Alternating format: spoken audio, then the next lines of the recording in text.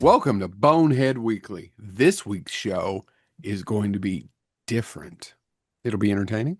No, Hopefully. that's not. We can't. Oh, you wrote a check we can't cash. Yeah, that's true. Boy, you know what that is? That's that check That was bouncing. my penis finally No, jumping that up for boing joy worked. every seventh year on the seventh day of the seventh month Of the of, seventh hour, or of of the the seventh seventh minute. minute. All 3 inches. Sorry. And with that, Chad, please tell us what you want to talk about today, since we don't want to talk about my penis, obviously. So I saw a movie that I am recovering from a surgery, and I was laid up for almost a week and a half. And during that time, I just could all I could do was sit there and watch movies. And the movie I'm going to get into this, and then I'll tell you what my first pick was. Watching this one movie made me think of one of the main actors is just doing nothing but chewing the scene, just going over the top crazy with his performance. And then that got me thinking of all these other wonderful performances done by actors and actresses where they just completely went over the top. James, So real quick, do you want to define uh, chewing the scenery? chewing the scenery. Like I'm not. I hope I'm not stealing one of your guys. I think I'm going to. But Yeah. the premier example of this, and it's not one of my picks, is Ricardo Montalban in The Wrath of Khan. Yeah, it's a It's great probably movie. the best example Hmm. for nerds. Yeah, it's a great movie, and it is only better because he commits to a level. Everything is tight, everything is loud, everything is, and the only time it's whispered is when it has to be that much more dramatic, right? Yep. Right. He, in some ways, flips the script in that, like, the parts you would think, oh, I'd yell that, is when they task me. He tasks me. Like, that would be, and he doesn't. And so you're absolutely right. I just wanted you to define it so if people weren't familiar with the term, chewing the scenery, Yeah. I just wanted to put it on the table. The, the over the top commitment to an extreme of establishing and performing a character. Yeah. And what gave me the inspiration for this is I sat down. I was sitting down. I couldn't move. Uh, and this movie, I picked this movie because I hadn't seen it in forever. To be honest with you, I forgot a lot about it. Me and Joe have talked about it off and on for years. But Robert Loggia in Innocent Blood. Oh, I bought it. I didn't tell you this. No.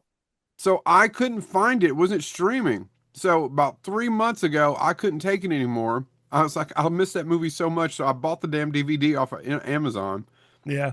watched it, and it was like, man, I still like it. Yeah. I still like it, but it's But it's yeah. there's not And much of Rob a plot. no, And none. there's And no third. You talk of everybody gives me shit. There is no third act in Innocent Blood. no, She just shoots him in the head. the French actress who played the main lead, I kind of like her, but yeah, I she don't. doesn't have her acting ability is not that great. I But don't. I think it's the movie, but yeah, I yeah, think it's but the English and the. and I think when they gave Robert Loggia this role, I don't know if they told him just do whatever you want, but he just absolutely was ape shit insane in this from beginning to end. I mean, even when he's a human and he just beats a guy with a toaster oven, Toaster. It's a toaster. it's a toaster. Mhm. But then, as the movie progresses and it becomes more and more evil for reasons that I won't get into, he just goes batshit crazy. Well, the And if you, movie's 30 some years old. We can tell him he's a vampire. yeah. And Robert Loggia, if you know him, yeah, he does movies where he gets really angry, like Scarface. Um, I don't know why necessary roughness is going to get to my head, That's a but good one. He's the he coach. he has a great scene where he just has a complete mental breakdown. But all of those are very subdued compared to what you see him doing in Innocent Blood. I swear to God, to this day, I can say, and I could have quoted it before rewatched it. I could still quote it. And by the way, It's a toaster oven. You put a piece of pizza in a microwave, it comes out like a limp dick. I don't know why that's in my head for 30 some years, but it is. Go back. I'm not missing it by much. And if Joe would, and for our listeners, if you haven't seen Innocent Blood, because it's one of John Landis's, honestly, I don't even consider it one of his top films that is discussed. It It's never just comes up. It's a no. forgotten movie. It came and went and bombed. And if Joe would have just waited, it's now free to watch on Tubi. So I highly recommend everybody check this out on Tubi. I need it. It has that pop song at the end. Also, can I say something? I Get me started on Innocent Blood. Yeah, go It for it, bud. has so many character actors, and on top of that, if you're a fan of directors or writers, that movie is chock full of just obscure, from Sam Raimi to Dario Argento. There's so Mhm. many different. Hell, Frank Oz is in it. Frank Oz is in it. Yeah. I'll be honest with you. I missed the Dario Argento um, piece. I didn't realize I was looking at Dario Argento until I Yeah, saw it he's in the and credits. he has that as he's holding Yeah. up as a paramedic. If that was the paramedic picking me up, I was like, no, leave me right over here. I'm fine Yeah. with this gunshot wound. I'll walk it off. And of course, It's creepy Take a as lap. hell. whenever we see Sam Raimi, we get giddy. And I forgot again. I hadn't seen it forever. I forgot he was the guy running the meat lockers, and he popped up, and I literally just clapped my hands together and went hee hee hee hee. And it just has that pop song at the end. And actually, I think, oh my God, I have so many thoughts about this movie just because. But Anthony LaPaglia is good in it. Yeah, he's honestly the best part in terms of acting ability, other than Robert Loggia, who Well, just there's a goes lot of off the great walls. actors in it. I get what you're saying, but there's a lot of Yeah, great, and a lot of them are playing stereotypical mafia roles. yeah. But Chaz that whole movie Palminteri. wasn't shot in like Pittsburgh. Yep. And by the way, and you know who else is in it? Who One of my favorite actors of all time, Luis Guzman. is one of the dumbass cops? Hmm. By the way, I just want to say, like, his performance as Gomez Adams has completely won over my daughter. I haven't watched season 2 yet. I cannot, I will never get into, I love Luis Guzman. I love everything he's in, but him as Gomez just does not set right with me at I all. see. To me, he looks like the sketch, like the Well, original he Charles Adams art, does. and He it just doesn't works. act like Gomez. He doesn't act like Gomez. He just You acts like Luis Guzman. It gets a little bit better in season two because you actually find out why he's the way he is. I've seen all of them. I know. Okay. I've Yeah. had to watch it multiple times. My daughter's obsessed. Yep. Yeah. I mean, and I still, but I also, quite frankly, Chad, I think it's because it's Luis Guzman. I'm like, I'm just glad to see him. He's one of those people. It's like Danny Trejo popping up in a random movie. Like Danny Trejo pops up for what, 5 seconds in Triple X, and Hmm. every time I'm like, Danny Trejo. Poor Danny What's his name? Trejo had to go on social media and tell everybody he wasn't dead this week. I know it's uh No, not dead. Just reminding Or everybody. or he is covering up that he's a zombie. And in Either all way, fairness, if the zombie apocalypse, if this happens to get back to Mr. Trejo, love everything you do. If you are the beginning of the zombie apocalypse, that actually will make it easier to take. I mean, okay. at least it started with machete. Can I go you, next? you go guys, go ahead. Do you I mind, hope Jack? I hope I started off on a banger. That's a banger. I'm going to go off on another banger. It's not the lead. It's the lead actor's best movie. None of you are going to argue with this, but is not the lead actor hamming it up. And it's a wonderful actor who was a Rhodes Scholar that was roommates with Al Gore. Tommy Lee Uh, Jones in Under Siege. It was my number two. That's your number two, is Tommy Lee I, Jones in Under I Siege? have plenty. I'm good. yeah, I was gonna say this actually turned into a really rich topic. Good work here, Chad. I gotta admit. Thanks. But am I wrong, gentlemen? Him No. in Under Siege talking about Looney Tunes cartoons. Yeah. He just does the whole thing. And it makes the movie so much better because If he God knows Steven Seagal has zero charisma. if it hadn't been for him or Gary Busey, that would have just been another subpar action film. Oddly enough, Erica Leniak is not terrible in that. No, she's not. Even, and I'm not talking just about her breasts being out. She's not terrible in that. No, she's not. She has a She's poorly a written, stand over here and look pretty role that she handles very well. she's honestly a talented actress. I mean, she was great in the movie Chasers. Yeah, So, Chasers, where she also gets topless, which is mm, directed by Dennis Hopper. Oh my yep. God, here we go. I rewatched Bordello of Blood, and I have thoughts about that. I would love to hear them after the show.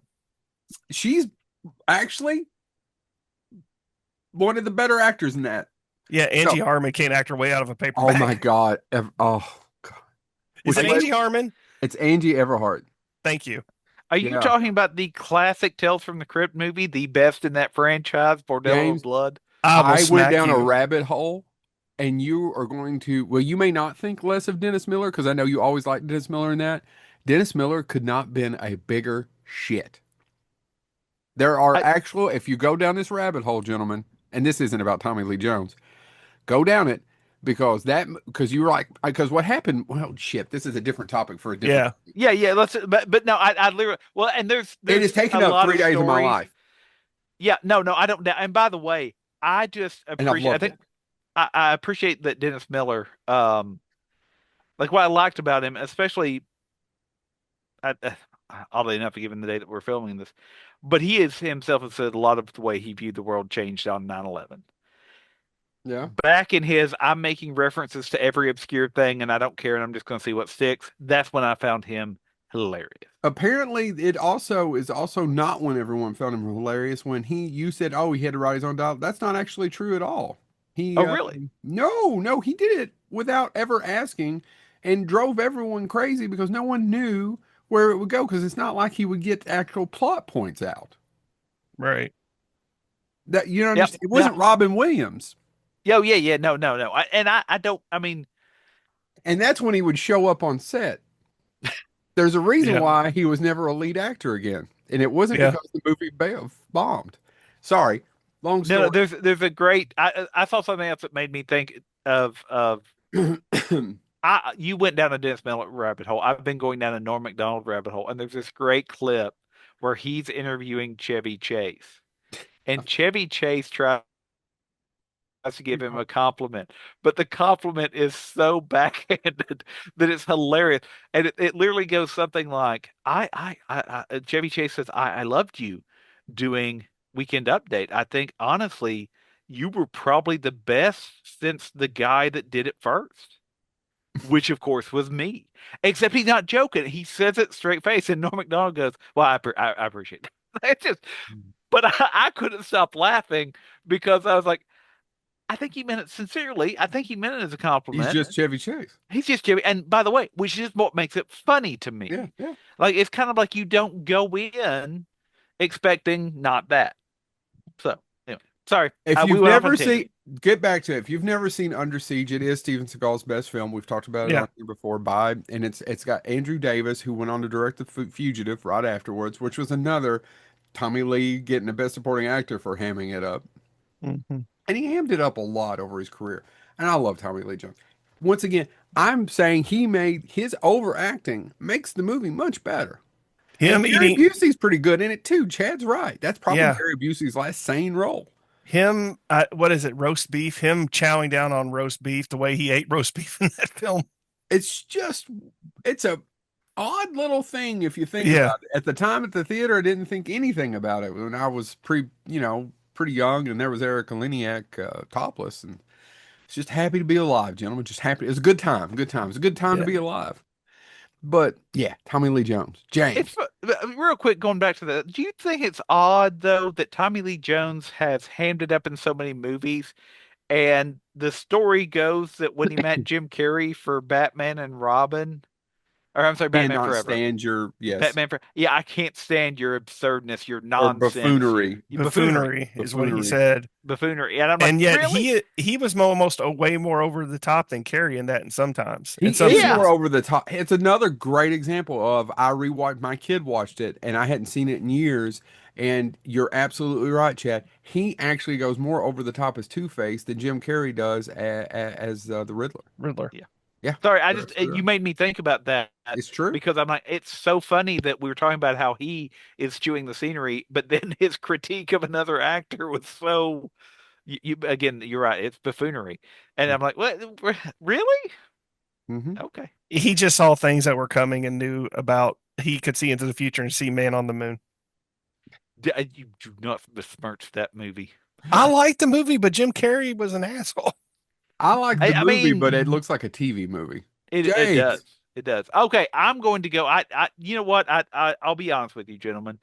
Um, don't lie to as me. as I sat down to do this and I thought about it, I want to be upfront. A I found the majority of names that were coming to mind immediately tended to be men, and Yeah, that's I would. fine. Yep. Same here. That's fine. But then I realized, oh no, no, no, sweet daylight, you don't need to stress. You know the ultimate scene chewing movie, and it doesn't have just one actor that is or one actress that is scene chewing.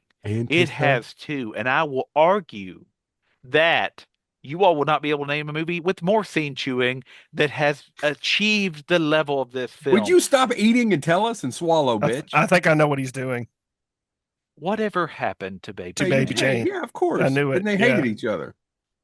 But on screen, I mean, they are It one works. upping. They're working so hard to one up one another, and it is just a film. Watch it. I mean, it is so it has it holds places in people's hearts for being exactly what we're talking about. Hmm. Joan Crawford and Betty Davis.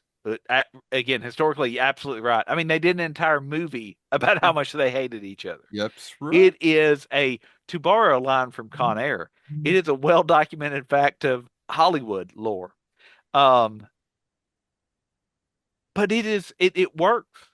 You watch that movie, it doesn't matter. You don't have to know the history. You don't have to know them as actresses. You're going to watch two people commit to this ludicrously over the top. Baby Jane was a childhood actress. She's having to take care of her paraplegic sister. They're old and just over the top psychological horror nonsense. And I'm amazed the set stood up. They were chewing the scenery so hard, somebody should have checked for termites. This It was bitch gnawed the extreme. legs off of this chair. It is, I mean, if you've never seen Whatever Happened to Baby Jane, watch it. It's just, oh, I mean, it's phenomenal. But it is two people, Baby Jane Hudson, it's the Hudson sisters, Baby Jane Hudson, played by Betty Davis, Blanche Hudson, played by Joan Crawford, and both of them, I just imagine they had to know that they hated each other as individuals so much in real life that they spent so much time trying to outdo each other on the screen that it just carries in the movie, and it actually makes the movie work better. Yeah. Whatever happened to Baby Jane? Maybe if we were giving the Academy Award for most effective scene chewing, man, I think it's got to be a contender, if All not the right. winner. My next scene chewer may be one of my top five leading men of all time, and he won an Oscar for this performance. Ice Uh, cream I, obstacles. I gotta go with Kevin Kline's Otto in A Fish Called Wanda. Oh, okay. You think that scene? I guess it is. He does overact. Kenny And coming to no, it's kill Ken coming to kill me. kill me. Yes, he is over the top in every which way you Hold can on. think of in A Fish Called Wanda. Yeah, I love it. I love it. he and I mean this is a stacked cast of a lot of talented actors. There isn't a bad performance in this, but he steals this movie from everybody with his over the top performance as this psycho thief who is obsessed with Jamie Lee Curtis. I mean, it's and you know what he does to poor Michael Palin. I mean, Michael it's Palin underplays almost all of that I too. know, and he just and Michael Palin does it subtly, where Kevin DeKline is just in your face, ready to just rip your Because eyes he's out an through the whole. American. Yeah, exactly. Yeah. Which subpar. It's on And par. yeah, you named he thinks your daughter was named after the car, Porsche. Sorry. I just little things. Yeah, I know. The whole Jamie Lee has that whole thing. Things are all wrong. You're not He's that smart. he's great. And by the way, I do want to get a side note. You also see this same performance when he comes back for Fierce Creatures. I mean, it's just chewing. It's not now. It's not as great as Fish Called Wanda, No, but but that movie's not as bad as people say it is either. no, it's not. I love it. I own a copy of it. Yeah, I love Fierce Creatures, but I love Fish Called Wanda more. of And course. yeah, him as Otto just every time he's on scene, he just demands the camera. So I had to go with Kevin Kline as Otto. Oh my God. Okay. So I had a hard time because you, I thought Chad was going to go a different way with this. There's so many actors that are just famous for doing this and have won Oscars, like Chad just said. But Dennis Hopper was quite right off of cocaine and all the drugs in 1986, 85, 86. And there was three movies that came out that year that he's in. Okay. One is the Texas Chainsaw Massacre 2, which he actually is pretty good in, overacting, but pretty good. The other one is Hoosiers, right? I guess it's Mm, 85. And then the other one is there a more Dennis Hopper role than Blue Velvet? no. As Frank, is it Frank something? It's not Frank Herbert, but it's Frank, whatever, in Blue Velvet. I think that might be that's the Rushmore of Dennis Hopper overacting. I mean, you think of Waterworld, you think of Land of the Dead. I mean, where he plays these, and he does a great job in all of them. I mean, he was always watchable. It's back to what I was saying about Tommy Lee Jones. The movie may suck, but Tommy Lee was pretty good at it. At least it was something entertaining. Same thing with Dennis Hopper. But is there more a Dennis Hopper role than Frank in Blue Velvet? Of just Uh, overacting, screaming, doing the nitrous or whatever it is. it's nitrous, isn't it? I don't That's whatever they Frank do. Booth, by the way. It's Frank Booth. Booth. Thank. I knew it was Frank. I couldn't remember. It's Frank Booth in that. I mean, taking out the knife, cut. Ew. I'm just asking Yeah. you. When I think of Dennis Hopper, I think of Blue Velvet, which tells Yeah, you something because it's not one of my favorite films of Dennis Hopper. it. I haven't watched it in a long time. I wonder His if I movie, I feel mean, about his it now. that one is one of those ones if they so I am a late in life David Lynch. I appreciate David Lynch now as late in life, but I don't like the plot of Blue Velvet, but I like I Dennis like. Hopper. I think I like it just because it's probably a little more in your face than it should be, but I just like the idea of just everything looks perfect, and if you just peel back just a little bit, none of it is, and everybody's Hmm. awful. Completely agree. Everybody's just awful, and that's kind of what life is we're all just awful. But that's it. Frank Booth, Dennis Hopper, Cat. I'm going to strangle you. Can you all hear her screaming? Not a word, not a No, sound. This no. Now, blue is really good, but I have got a black. Nope, no, no, no, no, no, no, no, no, no, no. now, Yes, how no, does no. that connect to Black Velvet in that slow Southern style? I don't know. Who's next? Me. That would be James. Because this cat is annoying the hell out of me. Honestly, it's a movie that I actually have talked to somebody about been a few weeks ago now.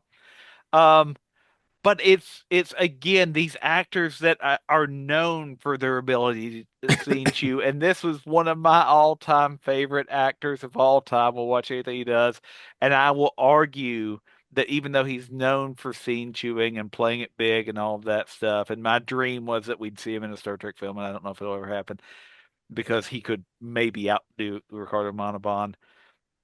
But I want to talk about this line that he does in a movie. I won't do the full quote. I'll do the end of it. That's right. I did. I killed him. He screwed up too many times. So I put a bullet in his eye. Then I put two more into him just to make sure. Now that was somebody I loved. I loved him. But I got the call. Then I put him down like a sick animal. So if you got doubts about what's going to happen if you don't deliver, let me tell you something. I'll make gravy out of your little girl just to season that black Irish. I'll edit for content there and stop. Christopher Walken is phenomenal in just about everything. Him as Mr. Smith in Nick of Time, where he just goes, everything is over the top. And that entire scene, by the way, I just did the end of it. That is an entire scene where Johnny Depp has four lines, and it's about 3 minutes long. The rest of the time is Christopher Walken talking down to him and telling him basically, you're going to do exactly what I say, or I'm going to kill your daughter. But he does it. It's an entire story. He tells the story about how he worked with this um, Irish Italian, guy, and he was small time. He was not good. As he says, he's nickel and dime. But he loved him because he's funny and he he's nice to hang around with. And then but then he tells an entire story about how he just brutally killed him just because he was told to, and that's what he does. And that scene is so. Nick of Time is a fun movie. That scene is phenomenal Yeah. because Christopher Walken's bigger than life, and Christopher Walken's bigger than life.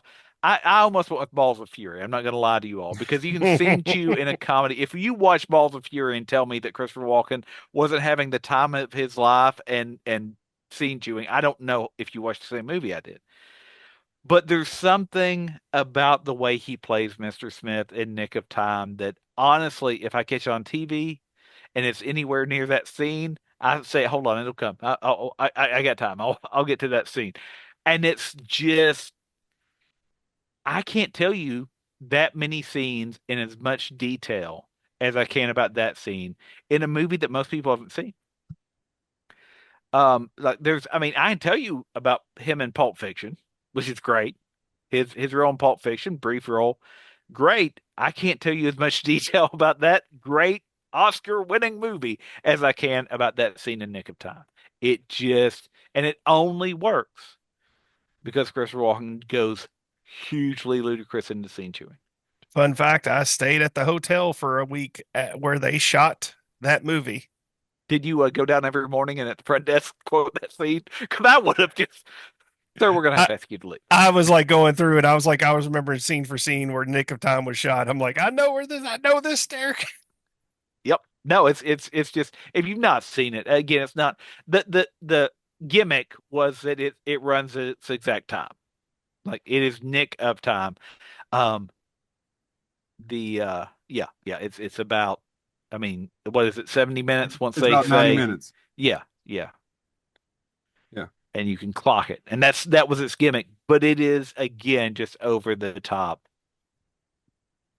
And it only works with Christopher Walken. I love Johnny Depp, but you could probably sub Johnny Depp out as long as you keep Christopher There Walken. are a few Johnny Depp roles that you could sub him out. Another one is Yeah. Donnie Brasco. Yeah, Yeah, and I love Johnny Depp, don't get me wrong. No, I do too. I think You he's a great actor. I'm just saying there's a yeah. few Johnny Depp roles where you could have subbed him out. And there's just a few. Yeah, it's very few. I mean, because it's, what else could have been? I agree. Um, and I think, to be honest, one of the reasons I think you could sub him out is anybody in that scene against Christopher Walken. I think you could have had Daniel Day-Lewis and Christopher Walken still going to just talk down to him, just so brutally that it works. So yeah, I know that's an obscure one that nobody else is going to be like, oh well, no, but in Nick of Time, it always comes to mind. People can say whatever they want about Christopher Walken, great scenes. He has many Seven Psychopaths. Um, All right. but yeah, so yeah, Jed. I struggled with this one, and we just talked about it briefly because I was trying to come up with a female performance, and there's a lot of them that where people just chew the scene, where they chew the scene and they do it just as well as any man. But as I was putting, I mean, I stewed on this for a week, and I thought and thought and thought, but there were two performances that I just couldn't pass when we talked about these scene chewing films, and they're both done by men. So I apologize, um, but I have to go with an obvious one because we when you talk about scene chewing performances, how can we not talk about Bruce Campbell in specifically Army of Darkness? So, if oddly enough, this is an interesting point. So, as always, I look it up different lists, and he's on a couple of lists. He's either Yeah, on a couple of lists for like these are like, and forgive me if somebody's going to use them, but Jack Nicholson, Al Pacino, people who are yeah, notorious for doing it, or and made a really good living at doing it, or Jim Carrey. It'll be Bruce Campbell will show up on several of these lists, and then there's yeah. another list with the Evil Dead. And I was thinking about the Evil Dead.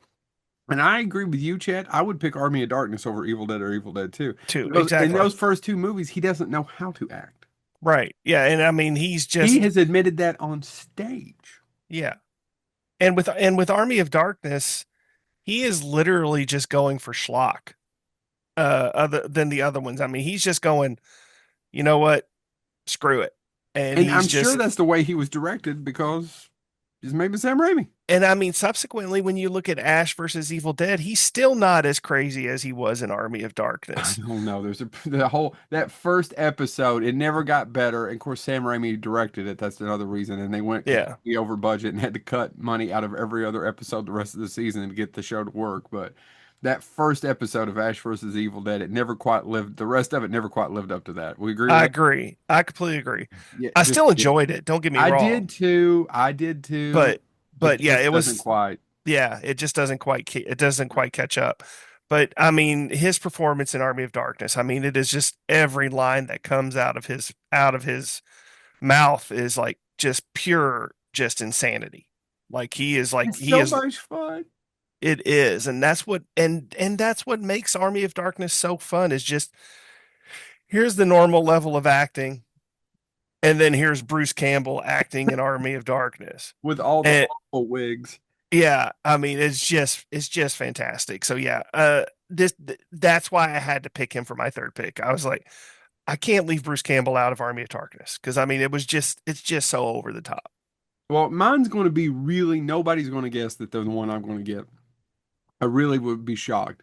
But it's Chris Tucker in The Fifth Element. That's a good one. I didn't even think about that one. Ruby Road. I had to look it up.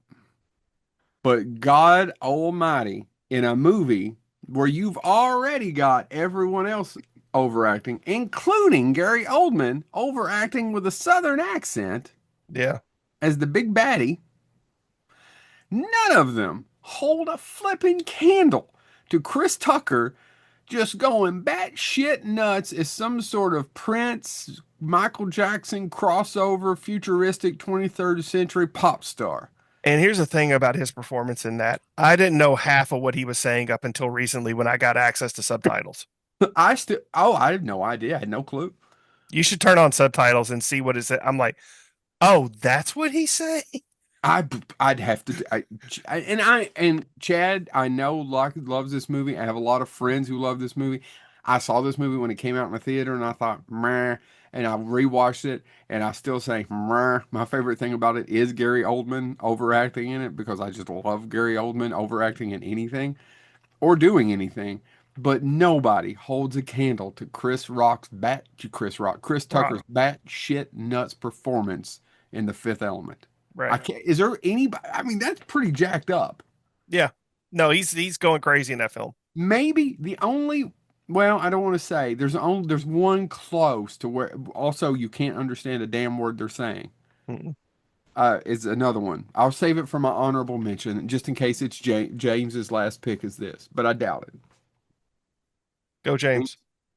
You know, I have so many, and I'm gonna have a bunch of honorable mentions, but I will just say we recently lost him, and I've got to go with Well, do Terrence we need to go Stamp. try to find it?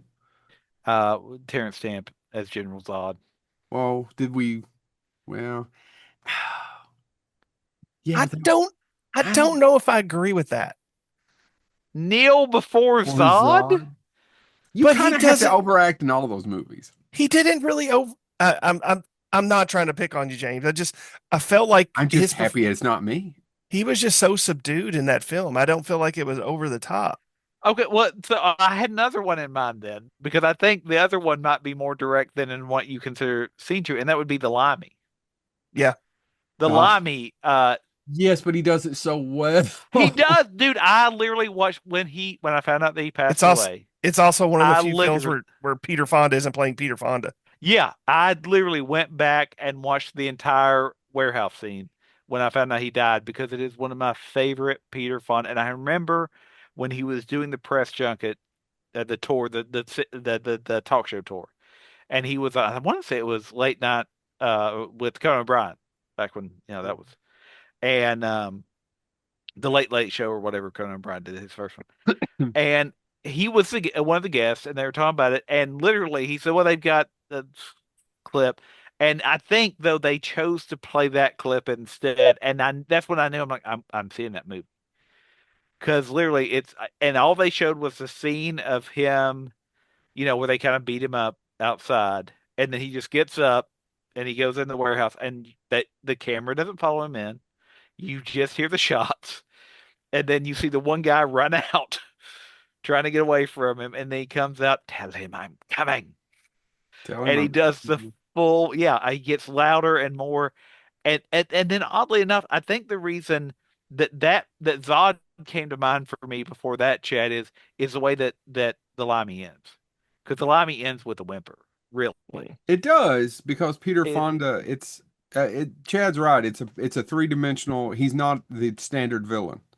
yeah, and the Limey's definitely not the standard hero either, He's not right? the standard hero, and Peter Fonda's really not the standard villain. There's not a lot of Yeah, malice. the realizations of why what happened to his daughter happened and how really it ties back to him.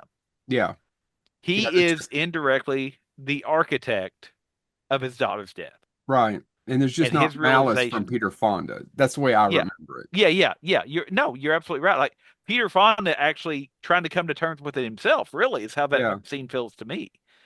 And then to know with that another younger woman, but yeah, yeah. yeah, well, listen, he we all mourn in our own ways. When in Rome, Yeah, I've we got all nothing. mourn in our own way. And so now, so maybe you're right, Chad. Mourn with deep. Um, but I just think that Terrence Stamp um definitely deserves credit, and because I don't view scene chewing as bad. No, Obviously, Don't these are all either. memorable to me. All of these have stuck with me. The fact that I can quote Nick of Time in any capacity only happens because of Christopher Walken. Yeah, of course.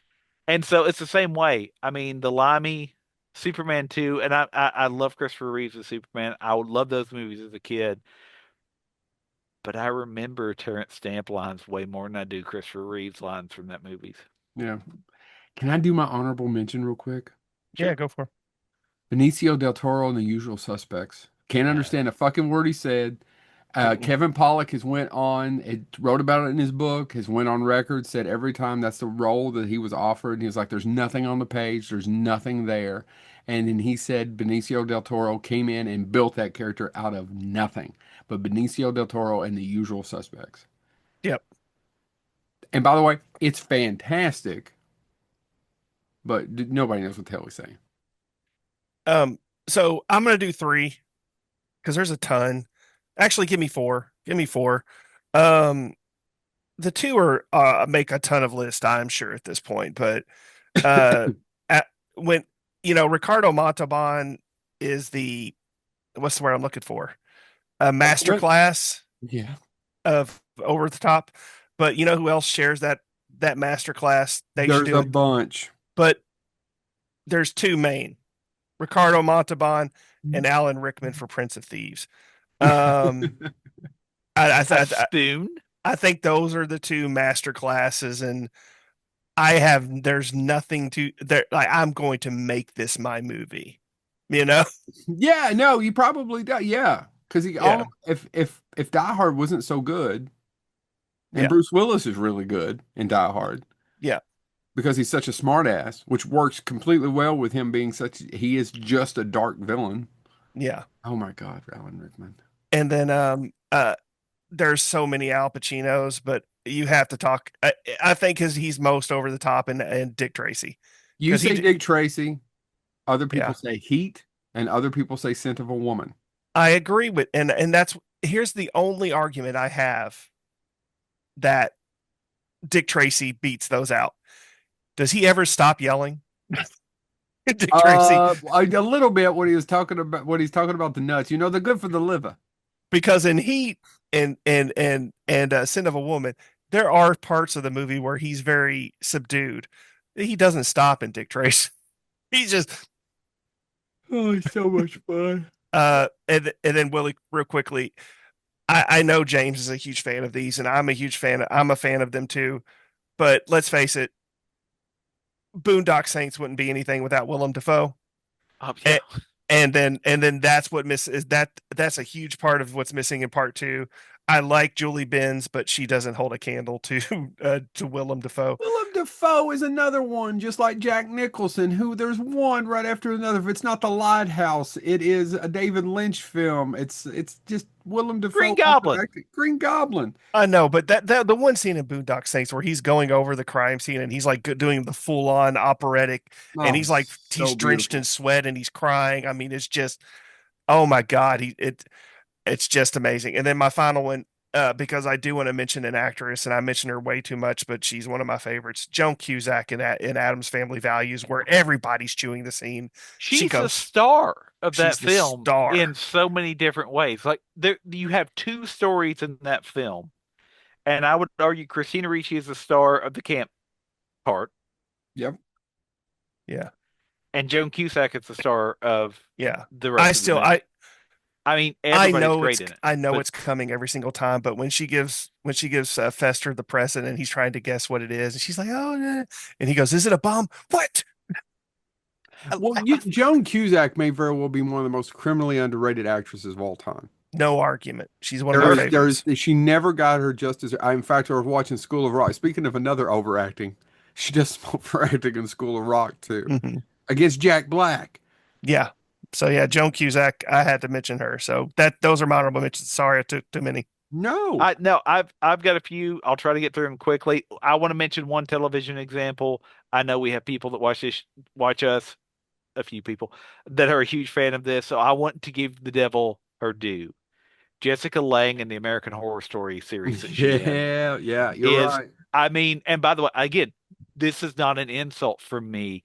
I watched that first season, and anytime she was on screen, I'm like, oh, something going down today.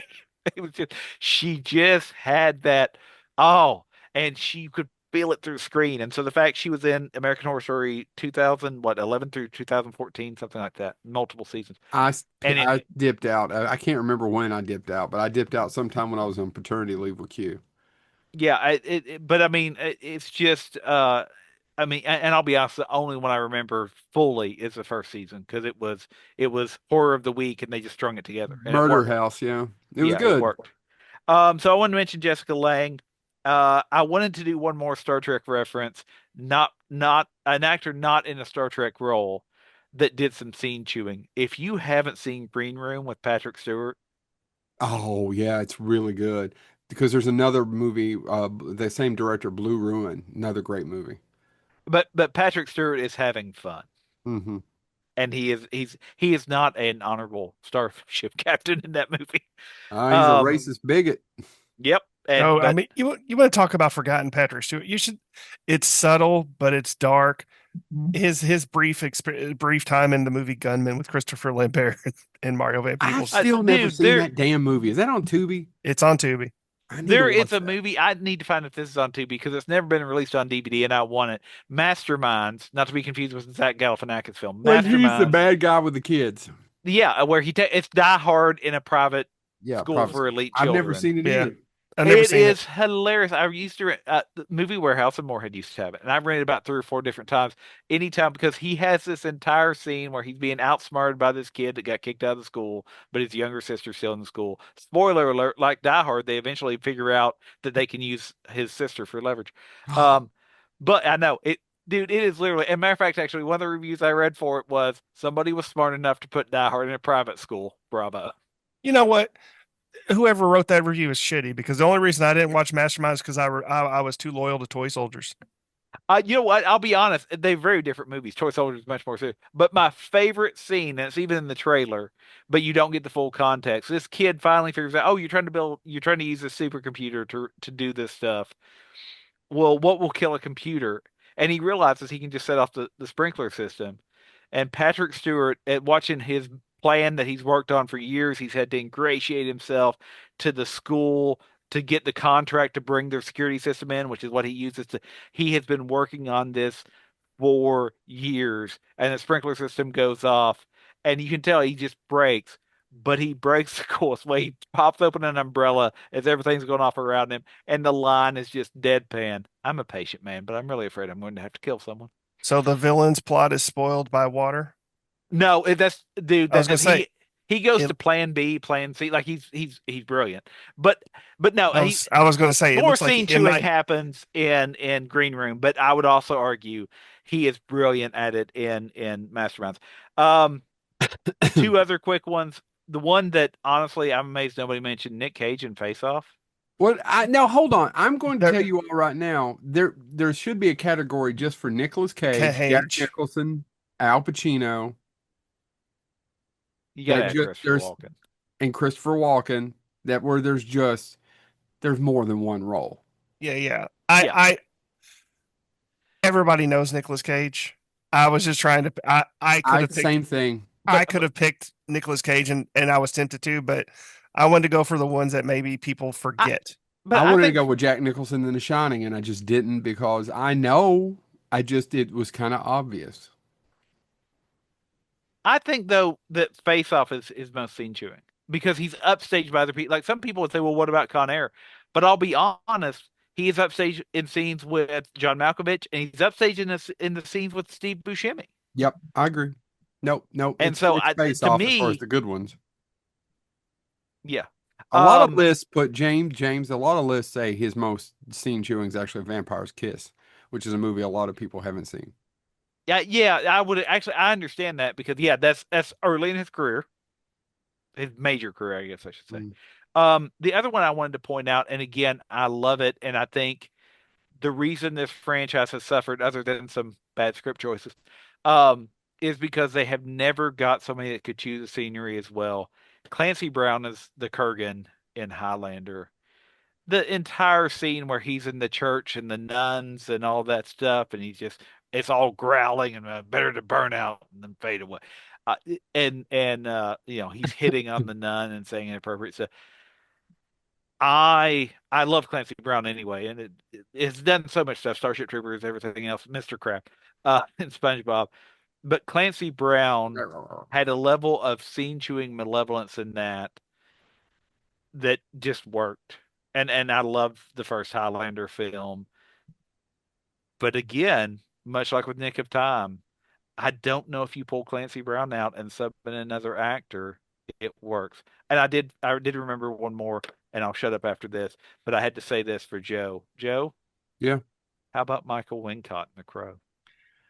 I mean, there is scene chilling, but he does a different kind of it. He Yeah, does It a is it's very more subdued, subdued kind of it. he but he it's did he Bang did the bang. same he did the same thing in Robin Hood. yeah, Yeah. but I mean it's Michael Wincott's not a name that quote unquote everybody knows. Like Alan Rickman, more people know, maybe because of Harry No, and Potter that's and Die Hard. unfortunate. I Yeah, really don't think there's just something happened in the 90s after towards the late 90s. He just did not get the roles he deserved because he's a really good actor. yeah. So Yeah. a little bit of love to Michael Wincott as well, and I'll shut up. All right. This has been Bonehead Weekly Fun Size. If we screwed something up, please email Chad. And make sure that you check with your doctor to see what your caloric intake of scene shoot.